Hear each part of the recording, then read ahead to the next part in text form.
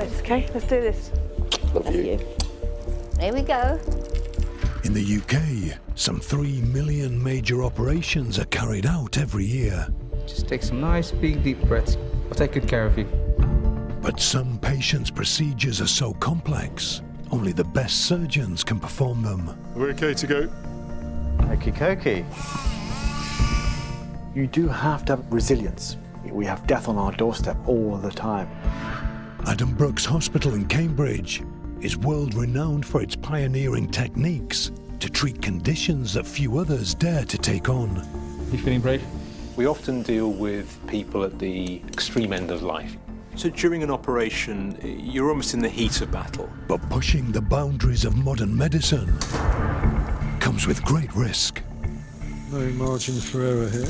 You have to accept that things will go wrong. Experience is learning from your mistakes. Starting to split along where the stitches have gone in. Every decision you make has direct consequences on someone's life. She's not responding.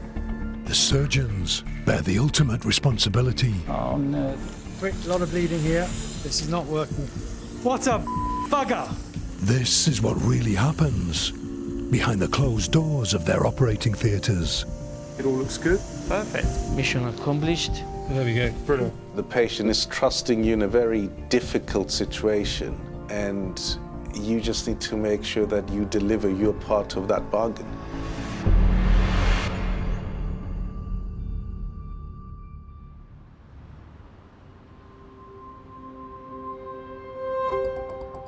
Addenbrooke's, Cambridge, one of the country's leading hospitals and a specialist centre for spinal surgery.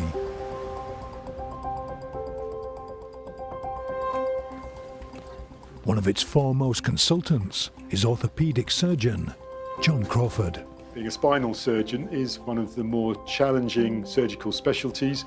The risks are perhaps higher than some other surgical specialties, but in that brings an even greater reward. John is among a select group of surgeons in the UK who specialise in correcting scoliosis, a condition that affects around 1% of the population. Scoliosis is a curvature of the spine, which also involves the spine twisting or rotating. The consequence of that is that it can cause pain, it can have an impact on breathing and how well the lungs function, and also it can have a huge impact on the appearance of the spine. The surgery to correct the curve is so complex that John operates with another orthopaedic spinal surgeon, consultant Doug Hay. John and I make a great team. We've known each other for years. He's really naturally gifted, and he's good when things are going well, and he's really good when actually things aren't going well and we need to get ourselves out of trouble. I mean, this is severe, isn't it? Their next patient's curvature is at the extreme end of the spectrum because their operation has been delayed for 2 years by COVID. He initially presented with a modest curve, measuring 55 degrees, and that has progressed and is now a very large curve of just over 100 degrees. Only around 5% of scoliosis patients that we see would have a curve this severe. The only solution for the patient is 7 hours of surgery to straighten the spine, a procedure that carries the risk of paralysis. Generally, the larger the curve, the more challenging that can be. The risks do go up, so one needs to tread carefully.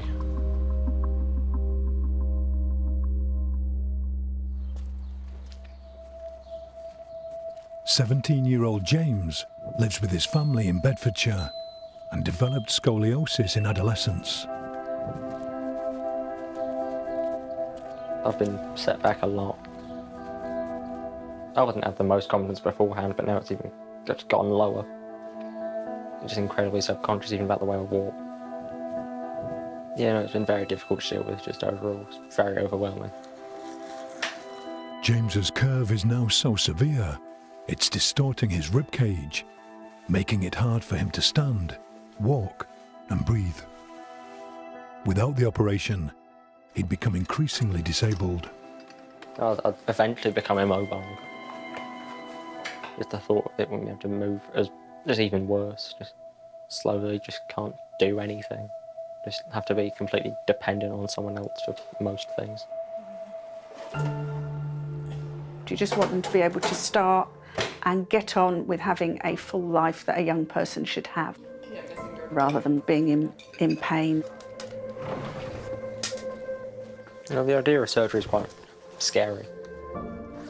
The risks, I contemplate them a lot. What if I can't walk? Or I lose abilities to do certain other things. James's operation is high risk. His condition has caused the spinal cord, which carries nerve signals between the brain and the body, to shift within the spinal column. So the cord will be just millimeters away from where John and Doug will operate. Here, around the inside of the curve, the spinal cord is the dark bit and is completely against those tubes of bone. So it is absolutely paramount that you don't breach the spinal cord, because that could be catastrophic. In order to straighten James's spine, John and Doug will first need to remove the facet joints, which connect the vertebrae, to make the spine more flexible, before drilling a series of screws into the pedicles, the small tubes of bone that run either side of the spinal cord. A metal rod will be threaded through the screw heads and manually manipulated to straighten the spine, before being reinforced with a second rod. All this must be done without damaging the spinal cord, which runs down the middle of the spinal column. Any injury could cause paralysis.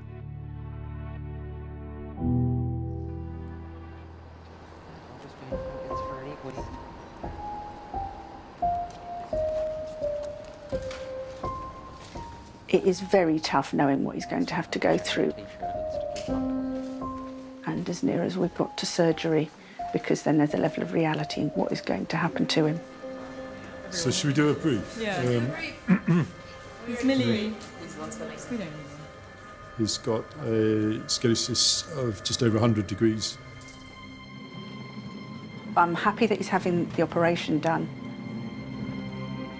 but I hate what is going to be done to him. It's incredibly upsetting. Excuse me. Yeah, end of the bed's fine. End of the bed's fine.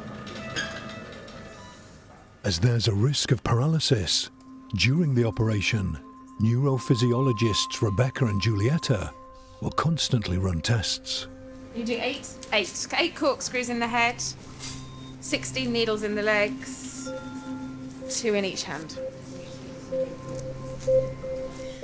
They'll use electrodes to send electrical impulses up and down James's spinal cord. Any change in the signal could mean the cord has been compromised. I'm going to start running some motors. The patient's going to move.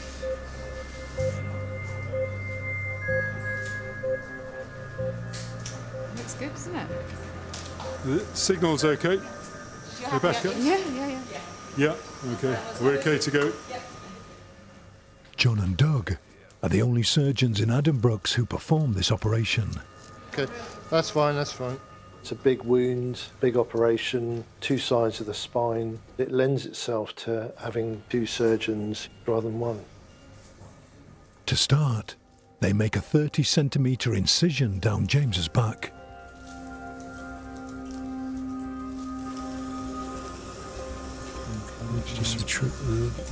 To access the vertebrae, they must carefully pull away the extensor muscles that surround and support the spine.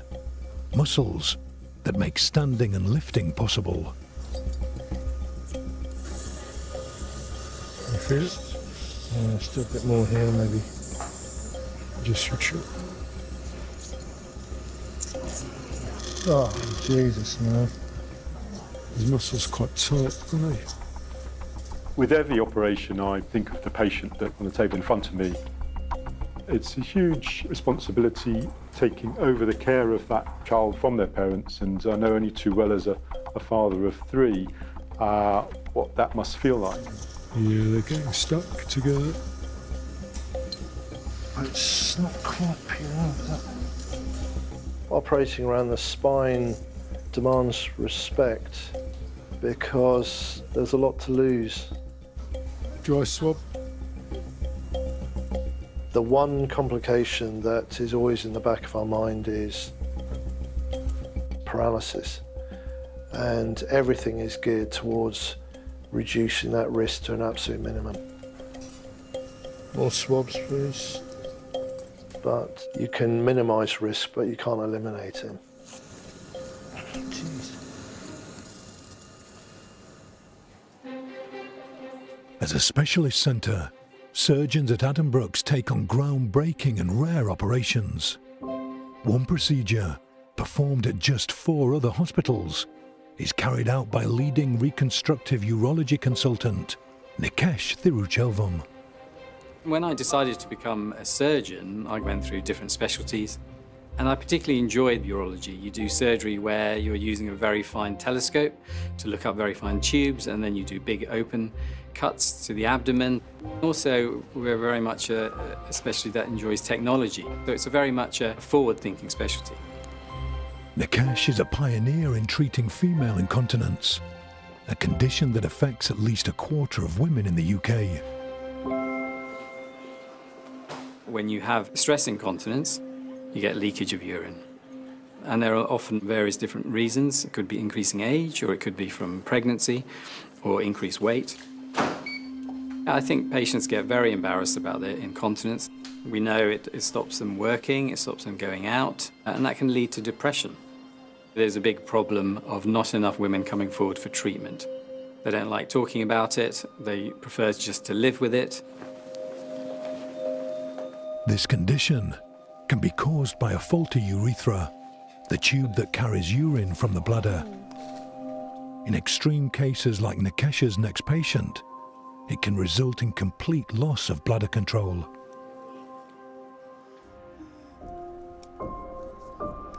"75-year-old Carol has been married to Peter for almost 40 years.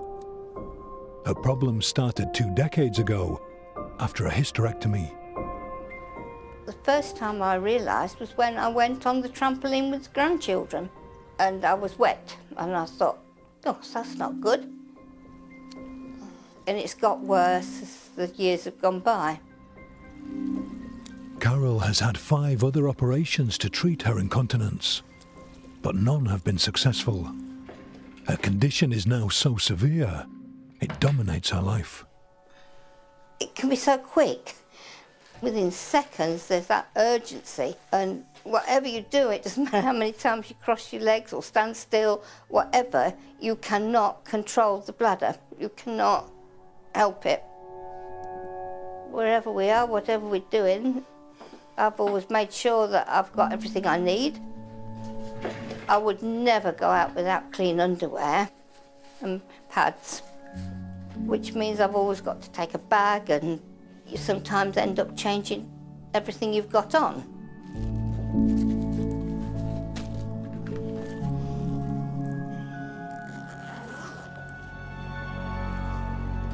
Sometimes it's been as simple as the supermarket, 5 minutes up the road, and you've got a problem.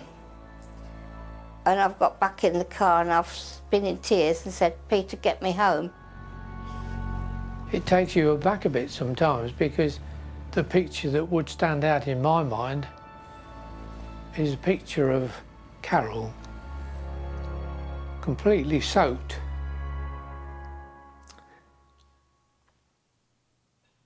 From her waist downwards. You remember this? All Carol and Peter want is to enjoy the things they do together. It'd be nice to go dancing again without worrying. What's probably worse is that you can't do anything about it. That's why we want it fixed.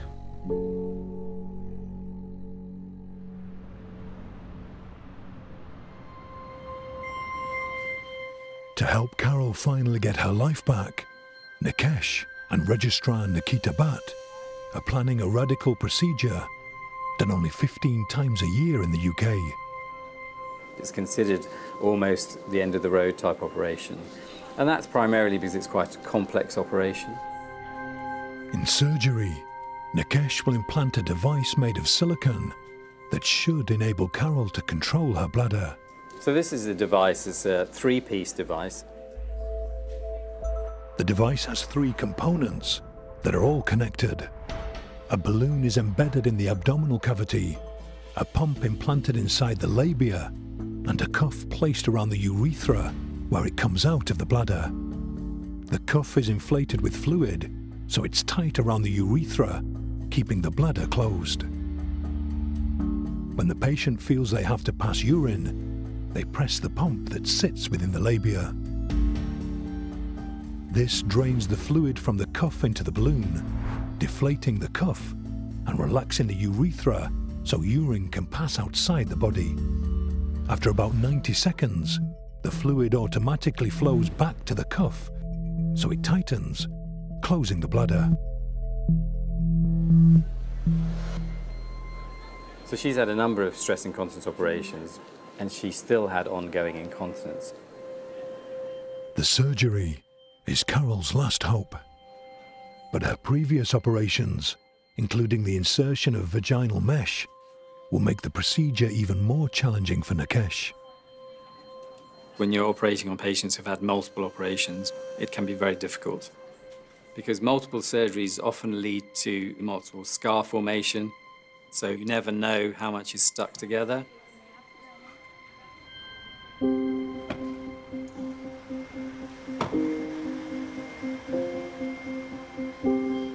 Every time we've walked across the car park, I've said to Peter, I said, oh, do you think it'll work this time? With such complex surgery, the results are not guaranteed. In 10% of cases, the device fails to control the patient's incontinence. I am apprehensive this time because it's something so different that I'm a bit worried about it, but Yeah. you just got to try, haven't you? I think you're in good hands. Oh, I'm in good hands, yeah. Well, here we go. Let's hope we have a bit of luck this time. Oh, look. Just take some nice big deep breaths in and out. Yeah. And so you can give my hand a squeeze if you like as well. Big deep breaths in and out. That's it. It's lovely. I'm gonna start to drift you off to sleep. So think about something nice as you go to sleep. I'll take good care of you, Carol. With very complex, difficult operations, things can go wrong very quickly. Thank you. And you have to be able to deal with that with composure and ease. And, you know, sometimes you don't sleep that well the night before or the night after. Okay. Just put that across. So we'll probably go through that old scar. Yeah. It's good 2 centimeters. She's got another little scar just there. Okay, let's have blade, please. All right to go.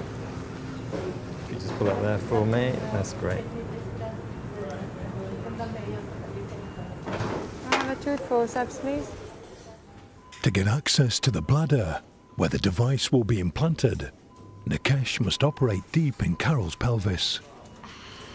After I make the incision, I have to head down into the pelvis. You can see the midline nicely opened up there. I need to try and access the water pipe, the bladder neck, and around the vagina. This bit's quite stuck, isn't it? So we pull the muscle up there. I'm going to slowly try and unpick that bit.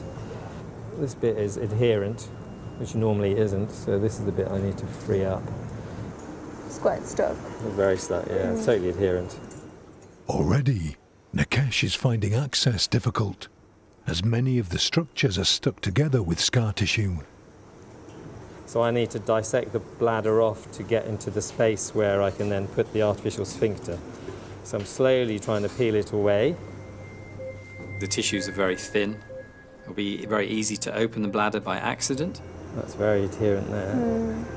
If Nikesh cuts through the bladder, urine may leak into the body, causing an infection or sepsis, which could be life-threatening.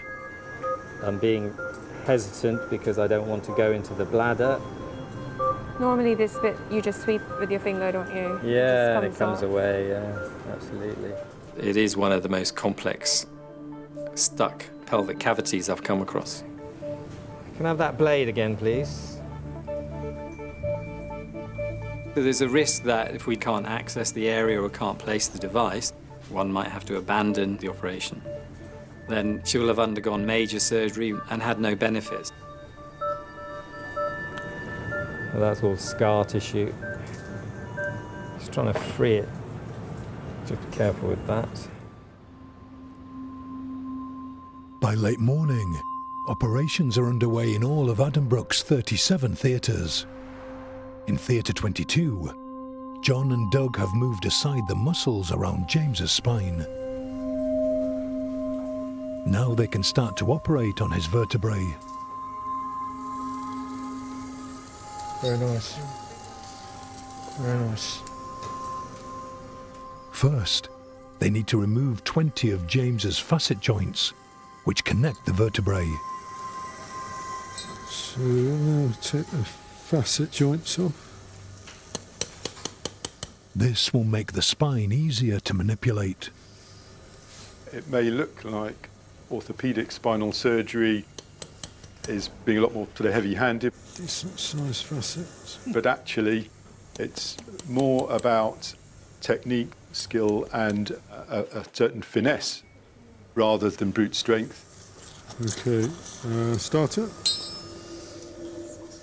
Now John and Doug can begin to create the holes where they'll place the screws. The delicate part is actually identifying where the starting point of the hole for the screw is. And we need the feeler, please.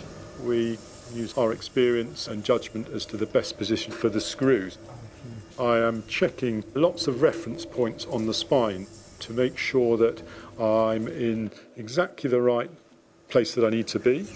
That is dark down there. Doug is also checking from his side of the table. It's this one, isn't it? And then I carefully make the hole for the screw. You got it. And the mallet, please. Once we've made the hole, then we tap the hole to make it slightly bigger. And then only then, once we've checked it, do we place the screw. So if we can load a screw, first screw up. On power? On power, please, yeah. John and Doug are ready to put the screws into the pedicles, the narrow tubes of bone either side of the vertebrae. Okay, can you open a 6x40, please? The 6mm wide screws need to be placed along the length of James's spine to anchor the rods that will straighten it. We're ready. We've got it. As soon as you're ready with the screw. Each time they place a screw, there's no room for error. If the screw doesn't go directly down the tube, then we risk injuring the spinal cord and potentially causing paralysis. There's a bit of rotation. It's not that big, is it? No, they're quite small on this side. That risk is there for every screw that we put in. And over a scoliosis operation, we put in around 20 screws.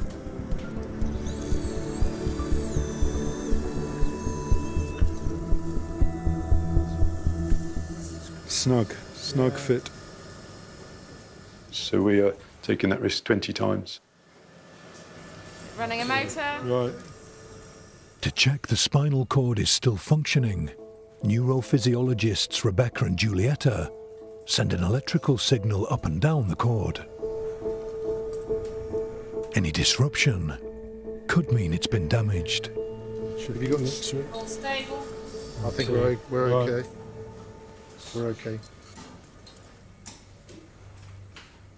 As John and Doug work up the spine, placing the screws will get even more difficult. No, I think that's good.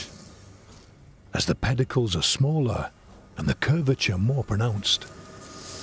2 clips. First screw in, 20 to go.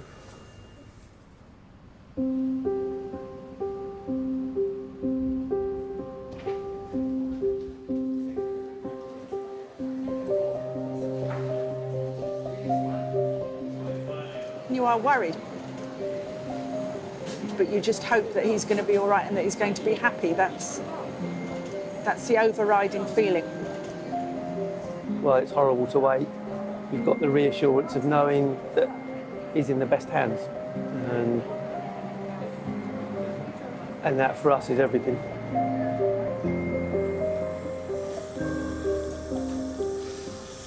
It's getting more angled, isn't it?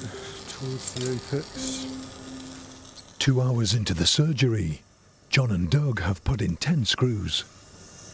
These ones are so much more angled. Now they face the most difficult one, at the apex of the curve, where there's less space and the spinal cord is even closer. Just getting to grips with the apex of the curve. So there's no margin for error here. At the apex, the twisting of the spine makes inserting the screw extremely challenging. Not only are the pedicles here smaller, but at this angle, the spinal cord is about 1 millimetre away from where the screw goes in. One small slip, and James could be paralysed for life. There's some rotation on that. Still can't quite see that corner. It is nerve-wracking because the screws are running very, very close to the spinal cord. You see the lateral border? The other challenge is that the tubes of bone are also at their smallest, and they aren't always straight. Mallet? They can be curved. So we are having to insert a screw that is straight down a curved channel. It's going right short. I'm doing everything I can to try and make sure that screw is going to be in the perfect position. As a surgeon, I can appreciate how fragile life can be and how quickly things can change. And our role as surgeons are to try and avoid those situations and to try and make sure things go as smoothly as possible. Yeah, feel it? John is under considerable pressure at this point of the operation. Is that more angled or less? That's more. All surgery carries risk. I would say in regard to scoliosis, the catastrophic complications are thankfully rare. So the nibbler? But they are catastrophic. In other words, you can't make the spinal cord work again if it's been injured.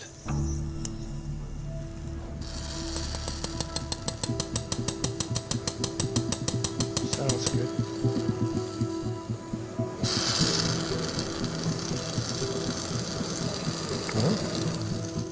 Finally, John thinks he has the right position for the screw. Ready? Yeah.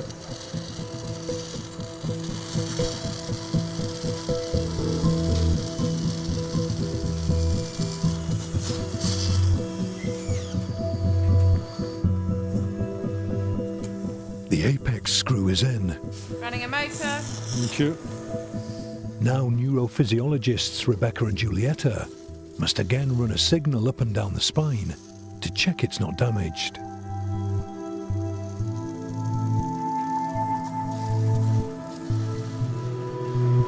All stable. Okay. You got the head turning.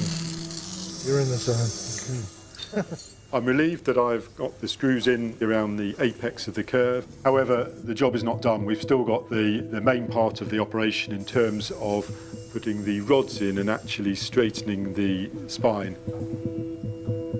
Major spinal surgery can be a little bit like climbing a mountain in that there's a whole series of steps. So 5x33 loaded up, please. And generally, as the surgery goes on and you get higher up the mountain, those challenges become bigger. James's operation is one of 35,000 carried out at Addenbrooke's every year. None of this would be possible without the work of a 100-strong team 2 floors below theatres in the hospital's basement. Here in Sterile Services, Training Officer Lena Salunki is one of the unit's longest-serving staff. We work in the basement. So not many people know about where we are. Even some of the nurses, if you ask where the sterile service, they wouldn't know. The team have to disinfect, sterilise and pack 20,000 medical instruments a day, 4.7 million a year. The equipment often needs to be back in theatres in just 4 hours. If we went down for a day, most of the operation will be cancelled. Our work is very, very crucial, and all my team work really hard to provide instruments to the surgeon which are safe to use on the patient. The first step is pre-cleaning, where all visible tissue, blood and body fluids are removed before the instruments are loaded into washers. Next, every item is checked individually. This painstaking work must all be done by hand. Our technician will be checking every instrument, checking there is no dry blood or tissues left on the instrument. If we do find any, we will send it back in the washroom. After this physical check, they will be checking that instruments are functioning well. When he's flaking like this, while he's doing surgery, this can fall into the patient. So now I've all replaced with a new one. The instruments are then placed in trays and wrapped to seal and protect them. It's wrapped so no microorganism can get inside the pack. I'm expert at Christmas present now. We just don't put a bow on it, that's all. The trays and instruments can now be sterilised in airtight chambers where steam is pumped in at over 134 degrees to kill off all potential sources of infection. Finally, the trays can be taken back to theatres, ready for the next operations. I actually tell to my technician that always keep this in your mind, that these instruments can be used on you, your friends or your family. Having been a patient at the hospital, Lena knows firsthand how important her job is. When I was pregnant with my first daughter, it was very complicated. They done emergency cesarean section. He was 8 weeks premature, and they actually saved my baby, and she's 23 now. I have been patient here, my family's been patient here, and I would want the best for every patient comes here.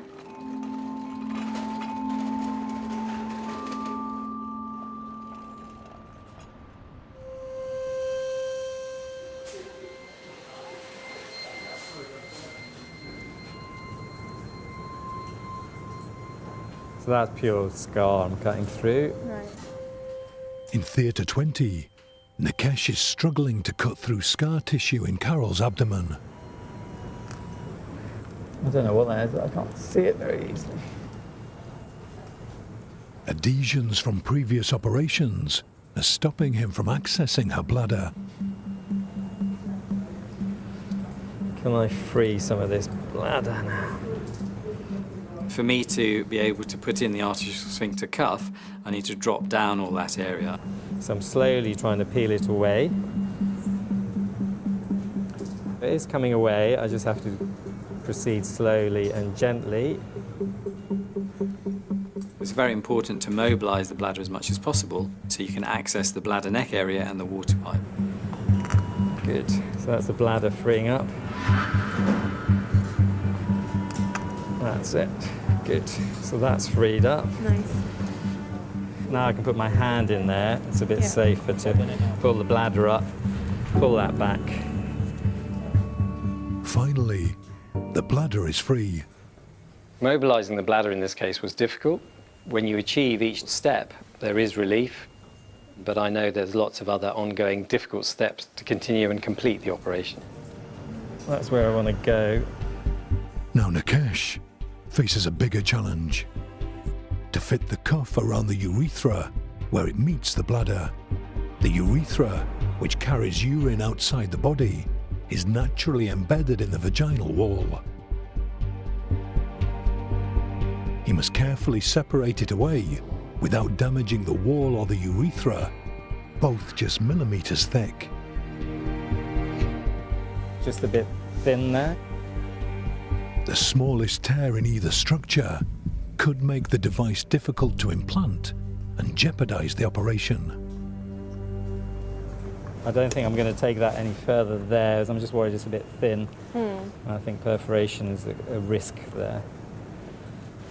So, should we try the laparoscope, see what sort of image we get? Okay. The laparoscope, which magnifies by 16 times, gives a clear image of the operating field. Have the top lights off, please. Clear to lights off. That's it, perfect. Just in the middle here is the urethra. What I'm planning to do is create the cuts in the vagina here, and then create the space underneath to then be able to get the cuff around. Let's have the fire stick then, please. I have to separate the water pipe away from the vagina, and in a patient that hasn't had surgery, that's a difficult step. Suck the air if you can. In Carol's case, she's had lots of surgery in that area, so there's going to be lots of scar tissue. It's certainly much more difficult. Just friable tissue that wants to ooze a bit. Let me take that.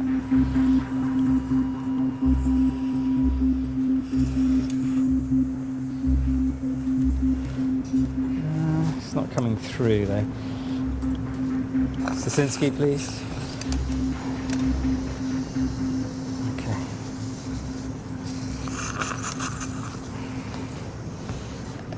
That's it. That's going through nicely. Perfect. Nikesh thinks he has separated the urethra from the vagina. Get ready with the tape, please. To check, he tries to thread tape around it. Top lights off, please. Can you see anything? Yeah. So that's the tape. Right. And the other end? So there's the tape. The tape is looped all the way around the urethra, indicating it's been separated away from the vagina. So I'm just going to do a cystoscope now to confirm that this is not in the urinary tract. Nikesh must use the cystoscope, a tiny camera, to check he hasn't cut through or damaged any structures. So that's the urethra. If I pull up on the tape, that's where the cuff will go, and you can see that's how it will be closed. So that's good. There's no urinary tract perforation. I'm just going to check that there's no vaginal perforation. He now needs to check inside the vagina. If there's damage, he'll be able to see through the vaginal wall. If I can see the tape, then there must be a hole in the vagina. Which would be unusual, but possible in her case, given multiple surgery. Any damage to the vagina could cause devastating post-operative complications, including failure of the device. So the concern of making a hole in the vagina is that you can introduce infection to the artificial sphincter cuff, and also later on, after a few days or weeks, there's a chance that the cuff erodes out and pops out through the vagina because there's a hole that then gets bigger. Can't see tape there.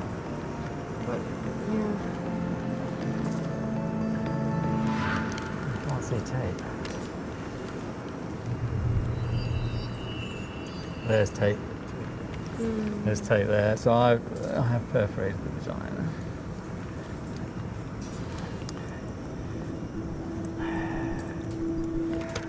I look in the vagina and I'm really shocked. I can see the tape. That confirmed my fears that there's a hole. I've never cut through the vaginal wall before. So when it happens, my heart sinks. Let's have a clip, please. So it was gone too deep. Yeah. Picked some of the vagina. I need a 2-0 Vicryl.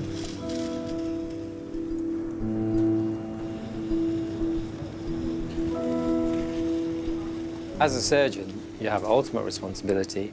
So when you're operating, if something goes wrong, you can feel very lonely.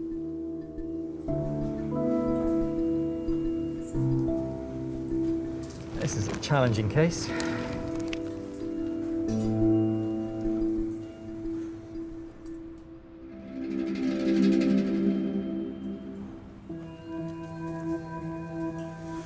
So we'll measure the rod first of all. On the bally bit. After 4 hours, John and Doug have put 20 screws into James's spine and are preparing for the final and crucial step in his surgery. And cut once, cut good. Inserting the 2 cobalt chrome rods they'll use to manipulate James's spine into a straight position. We bend the rod into a shape that we would like to achieve if the anatomy was normal. Okay, you got it? Yeah. The first rod is load-bearing and the most difficult to position. Very good? Yeah, that's good. All the closed pegs and Yep. any inserts. So the closed pegs. To guide the rod into place, extender tubes, also known as clothes pegs, are attached to the screws. Okay, another peg. And the rod is threaded through each of them.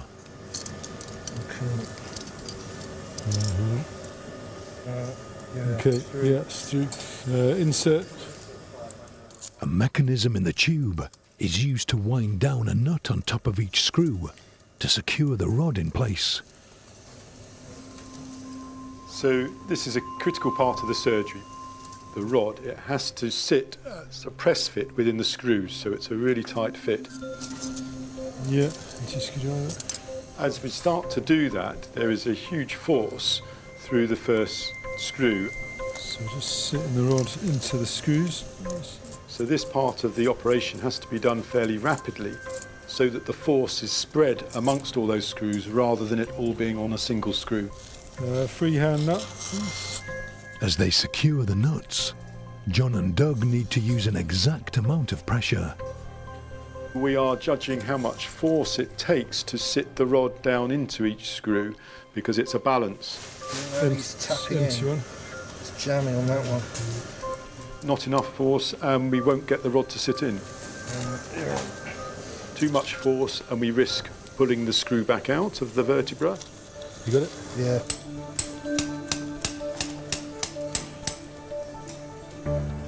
If the screws fail, at the very least, you'll lose the correction.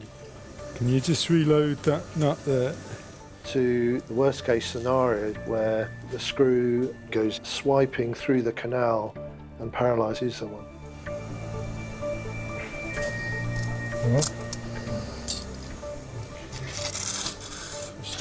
Yeah, that's right.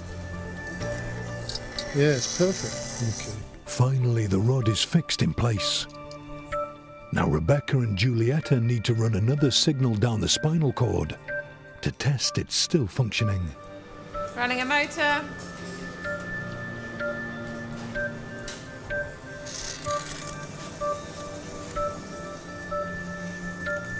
Signal's okay?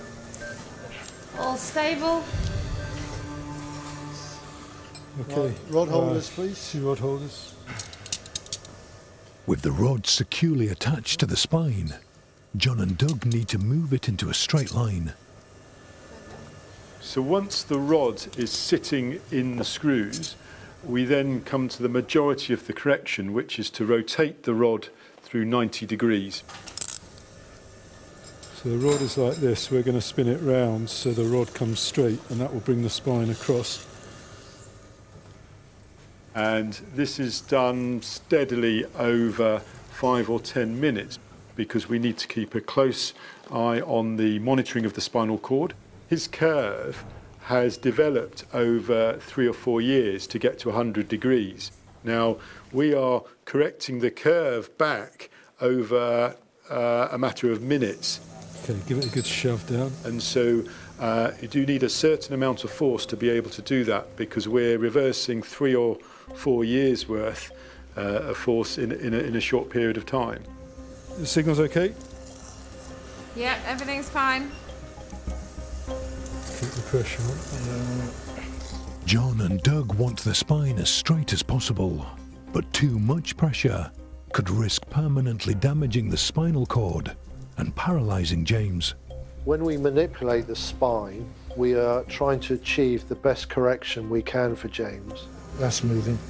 But this is balanced with risk. It's better to accept a reasonable correction than try and be heroic and risk a catastrophic event. Got him? Yeah.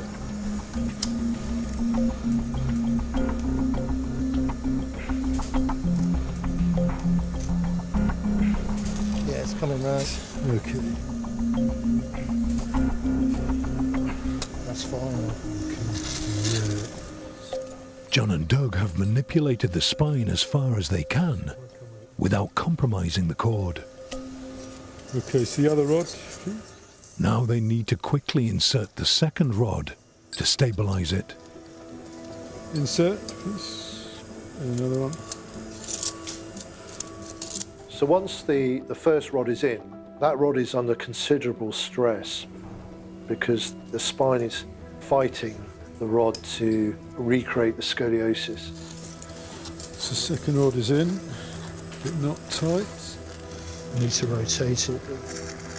And therefore we use the second rod to completely secure the correction of the scoliosis. Right. Doesn't want to go any further than that. That's, yeah. Okay. Okay, keep it there.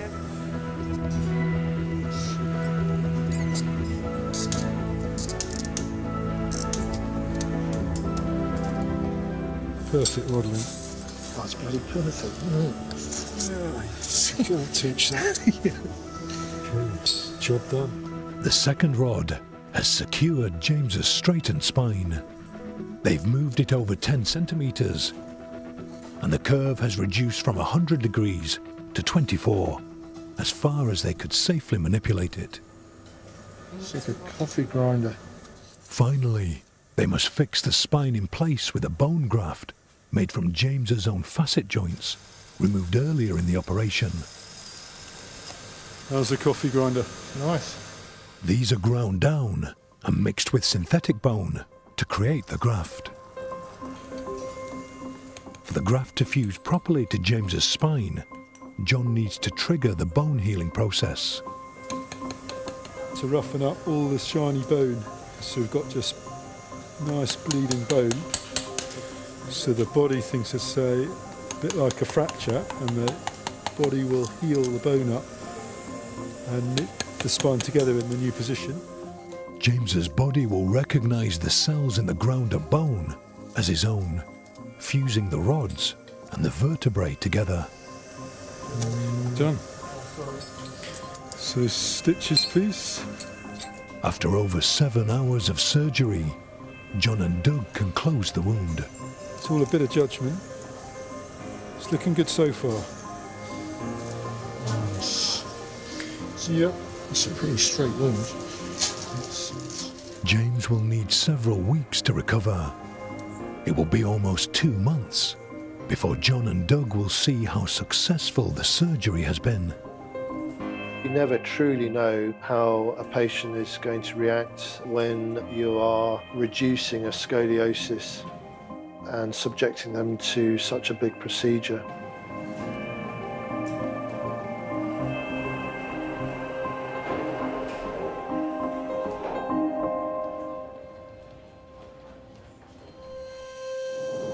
By midday, operations are continuing in all of Addenbrooke's theatres. In Theatre 20, Nikesh has paused Carol's surgery. It's a bit annoyed about the vaginal perforation.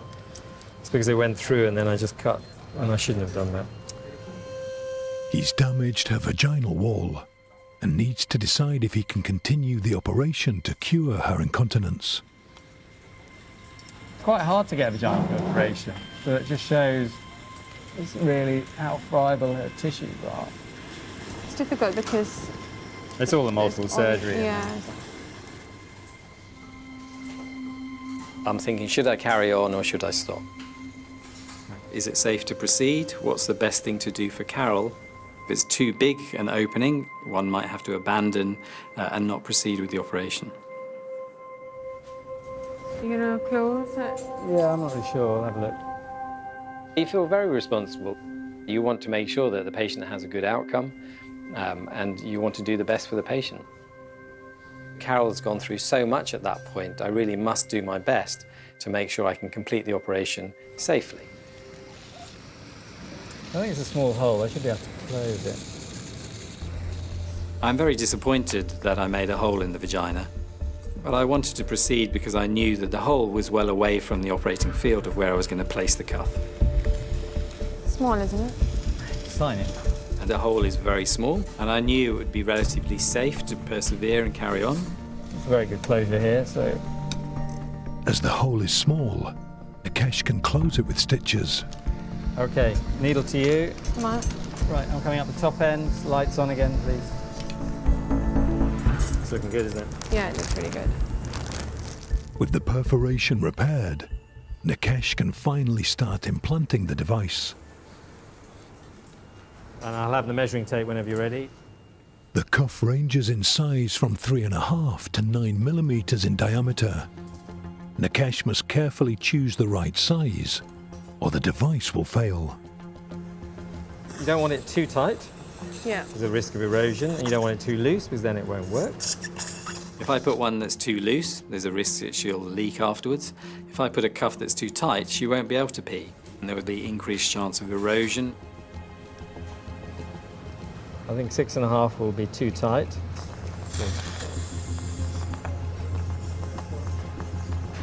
I think 7, we're starting to constrict slightly. What about 7.5? Yeah.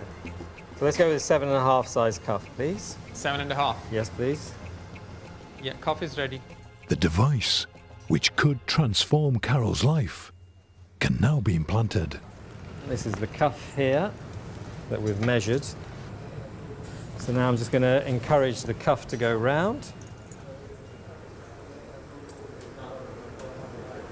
There we go. The cuff will inflate in due course and give her confidence. And that clicks round, and there we go. That fits nicely. There's a good view. It's a relief once the cuff is in, because that's the most complex, difficult part. Good. So we'll have the balloon next. Sit in there. So I'm just creating the space now to put the pump into the labia. So you want to sit this in the labia quite far down. Yeah. So then she can access it easily. So that's good. OK, let's have the fluid for the balloon, please. Finally, the fluid that will control the cuff is added to the balloon. Great, clip on. Great. Good, so now we can connect all the components. Good, we check that, it looks very nice. So there's always uncertainty after this surgery if it was going to work well for Carol, because we can't activate the device straight away. Carol and Nikesh must wait 6 weeks before testing the device. Only then will they know if the operation has been a success. You happy? Yes. It's all finished, Carol, okay?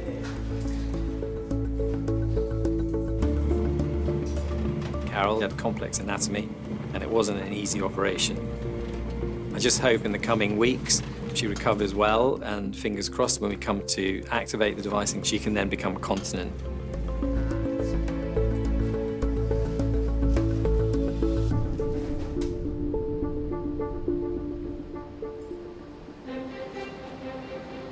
Six weeks after James's operation to straighten his spine, James, hi there.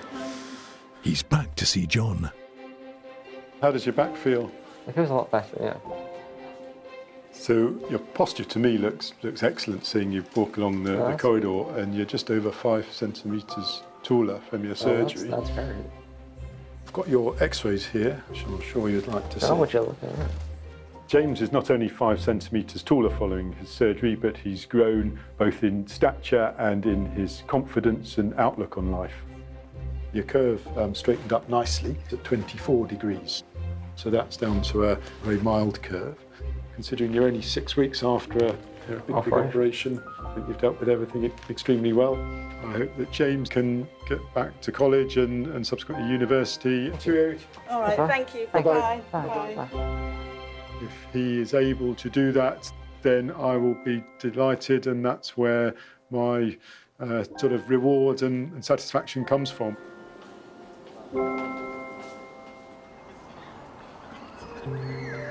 How long were you in hospital for? I was like 8 days.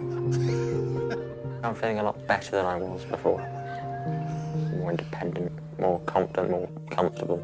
I can move around, I can actually do things rather than have to get other people to do them for me. Do you have new x-rays of your spine? What, have you not seen the metal? That's it now. Wow. That's really amazing. So they drilled it into your spine?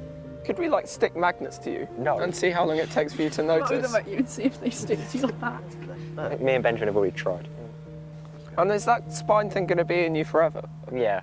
Okay. No, they're not going to take it out. I'm very grateful towards the surgeons. Just everything that's happened is so much better because of them. Infinitely better.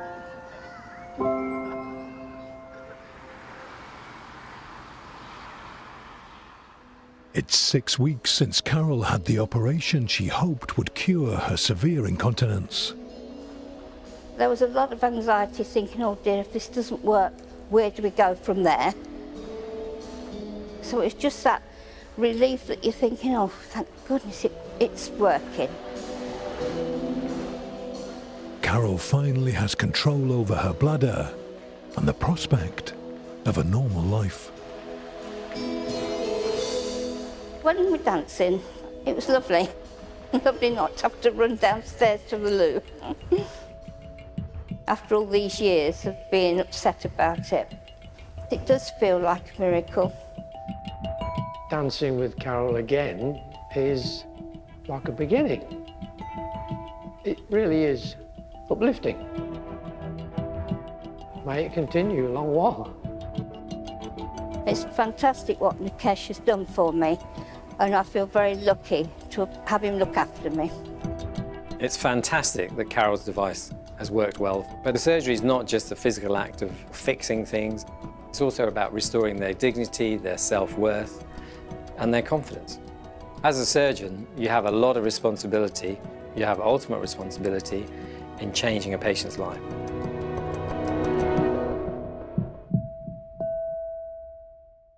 Next time, major trauma. 2 patients. Difficult to say any chance of salvaging anything. 4 operations. The next bit is big and open and horrible. With life-changing consequences. If you don't have control, people can bleed to death. Oh, man.